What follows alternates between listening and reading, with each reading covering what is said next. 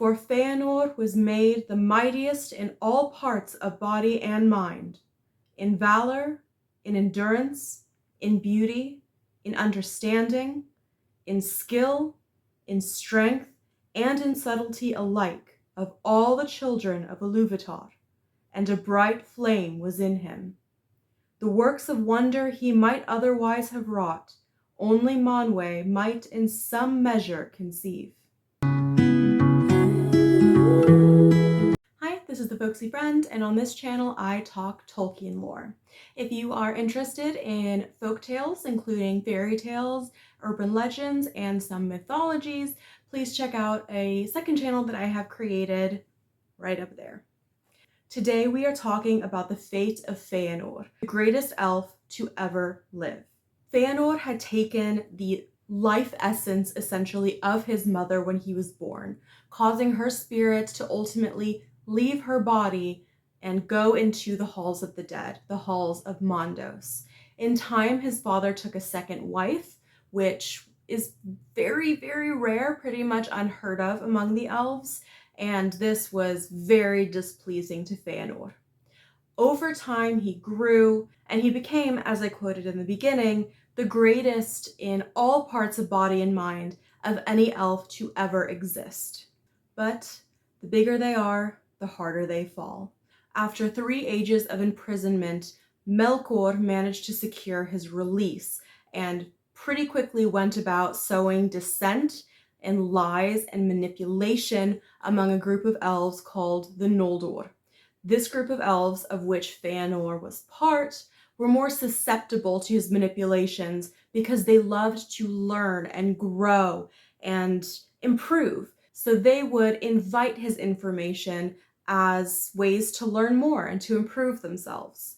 Although Feanor himself did not listen to Melkor, he did, however, end up part of all of this manipulation, and it culminated at a point where Feanor was convinced his half-brothers, the children of the second wife of his father, were conspiring against him, and Feanor threatened the life of his half-brother, Fingolfin. Long story short, feel free to watch my other videos for tons of detail. Feanor ended up leading a rebellion after the death of the trees and the death of his father, and most of his people, the Noldor, left the blessed realm of Aman, left the Valar, with whom they had lived for thousands of years, and started on the difficult road to Middle-earth. When the Noldor rebelled, the Valar were very sad to see them go. In fact, at hearing that this had happened, Manwe himself put down his head and wept. Not only because Morgoth had killed their beloved trees of light, but Manwe also grieved for the loss of Feanor himself. They knew what a mighty spirit Feanor was, and the good he could have done had he not turned to pride and then allowed grief and anger to fully control him. When the messenger of Manwe brought word that Feanor had said his deeds would be great and would be written into song, Manwe agreed that this would be the case. The deeds of the Noldor would be great, but their stories and their songs would be well earned because they would suffer tremendously for them. And Mondos announced that soon Feanor would come to him. Feanor, in his wrath and his grief, let nothing stop him from getting to Middle-earth and began the first kinslaying against the elves called the Teleri, who lived on the coast and were the only ones to have ships. Once Feanor was in possession of those ships, he ultimately abandoned his half-brother Fingolfin and took his sons and the ships across the sea to attack Melkor, who at this point is now being called Morgoth, a name Feanor himself gave Melkor, which means the black foe of the world. So across the sea, Feanor and his men land their ships at a place called Losgard, which is in the wastes of Lamoth. Hang on, let me deal with this light. Okay. Oh, no, missed one. That's better. Okay. So they landed the ships at Losgard in the wastes of Lamoth to the far north, and there was a single-minded determination to get to Morgoth and to make him pay for killing Finwë. But their landing was not subtle. Not only did they burn the ships, creating a great orange reflection, but their war cries were heard to the south and to the north, where Morgoth was, and he was alerted to their presence. And Morgoth knew exactly why Feanor had come. Under the starlight, because the first moon had yet to rise, Feanor led his men up the firth of Drengest and into Hithlum. This allowed him to pass through the mountains, essentially following the firth. Eventually, they came across a great, long, narrow lake, and that is where they decided to make camp. And this lake was named Mithrim. However, without warning, Melkor's armies came in and surrounded them. The camp was not set up. Feanor and his men were not prepared for battle, but they found themselves besieged and had to fight back. This was the second of the battles of Beleriand and is renowned because despite the fact that the elves were not prepared, they managed to defeat their foes and drive the orcs back very quickly. This battle was named Dagor Nuin Gileath, the Battle Under Stars. This was possible because Feanor and his men were fresh from the Blessed Realm. Their eyes and their hearts were still filled with the blessed light, and it made them strong. It's the same reason that his half-brother and that whole side of the family who were undergoing a tenuous journey were able to survive on their side. Feanor and his group managed to drive the orcs back all the way back to the plain of Ard Galen. There, they were almost met with reinforcements. There were already a group of orcs that were in the southern part of Beleriand. They had attacked the kingdom of King Thingol, who ruled over the Sindar, at the time, the most powerful of the elves in Middle-earth. These orcs then went north to assist in the fight against the Noldor, and may have been successful, except that one of Feanor's sons, Celegorm, who was actually favored by the hunter himself, Arome, managed to find out that these orcs were coming, took a small band of elves, and managed to defeat these oncoming orcs by driving them into the fen of Serech. The Battle of Dagor Nuin Gileath lasted 10 days, and not a single orc who had left to perform the attack returned to Angband. And although this initial victory was great, Feanor did not stop there. He kept pursuing the fleeing orcs, killing them off, and hoping to confront Morgoth himself. He laughed aloud as he wielded his sword, rejoicing that he had dared the wrath of the Valar and the evils of the road, that he might see the hour of his vengeance. Feanor had no idea what he would face, how fortified Angband was, but Tolkien tells us that even if he knew, it wouldn't have mattered. For he was Fey, fated to die at the point of death, consumed by the flame of his own wrath. Feanor pulled ahead of his forces, rushing out without protection, straight up to the very front of Angband itself.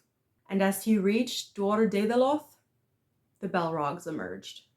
Feanor was surrounded with hardly any support, the majority of his army too far behind him to get there in time, but still fought hard until finally Gothmog, Lord of the Balrogs, managed to strike him down with his whip of flame. It was then that the main forces of the armies, Feanor's sons, reached them, and the Balrogs retreated back into Angband. His sons managed to lift him and carry him away from Angband, intending to take him back to their encampment at the lake. But when they reached Aethel Sirion, Feanor told them to stop. His injuries were too severe, and he knew that he was dying.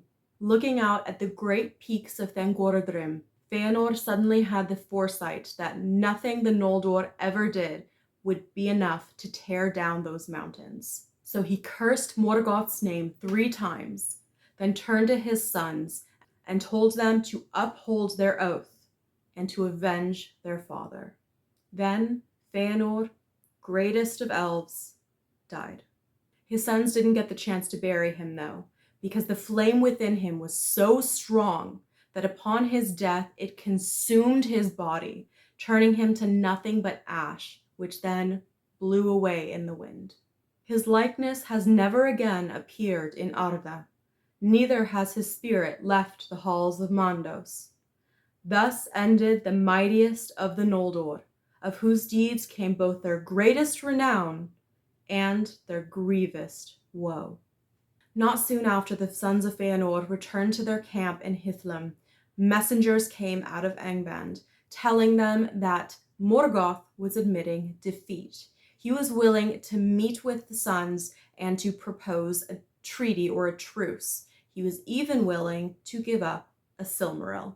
Maedhros, the eldest, convinced his brothers that they should go under the pretense of accepting this defeat, but then attack. Neither side trusted one another, but in the end, Morgoth was the one who sent more men. And so all the elves except Maedhros were slain. His brothers were in the distance and they were not caught up in this, but Maedhros himself was captured and taken to Angband. With Maedhros as a prisoner, Morgoth sent word that he would only release their brother if the Noldor swore to completely give up their battle against him and to leave, to either go back into the west, to the Valar, or to go east or south or anywhere that was not here. However, the remaining 6 sons of Feanor did not trust Morgoth to keep his word. They knew that no matter what they did, he would not release their brother. Plus, they were still bound by their oath, the oath that they must pursue anyone who kept from them a Silmaril. And at the time, Morgoth had all 3. And so, at a kind of impasse, Morgoth took Maedhros, cuffed him by one hand, and then hung him by the wrist from the very top peak of Thangorudrim, leaving him to hang upon the mountain. And that was the beginning of the Noldor's return to Middle-earth. And next week we will go over what happens next, including what happens when Fingolfin, with the majority of the Noldor who survived their crossing into Middle-earth, reach the sons of Feanor, and there are no happy feelings between them. I hope you enjoyed this today. I struggled a lot with the pronunciations for some reason, and the light is back and weird, so I hope it was enjoyable. Again, if you like fairy tales, folk tales, or mythologies, please check out my second channel. Thank you for spending some time with me here today. Just for fun, I'll add a few of my bloopers of trying to pronounce some of these Tolkien names, and I will see you next week. Did manage to succeed. Feanor and his men, because to meet them and to defeat them by pushing that he might see the hour. Feanor, who had never been to Middle-earth before, Feanor, who had never been to Middle-earth before, looking out at the great peaks of Thangorudrim, Feanor said, these names.